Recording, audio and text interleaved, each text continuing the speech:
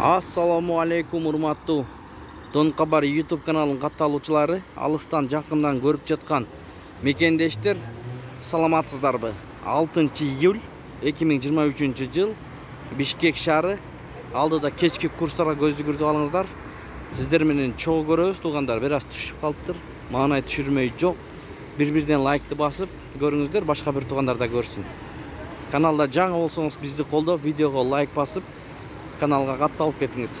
Анда кеттик. Кен акча алмаштыруу жайында доллар 87.80, евро 95 сом 30 тыйын, рубль 94 тыйын, сатуу 97 тыйын, лира 3 сом.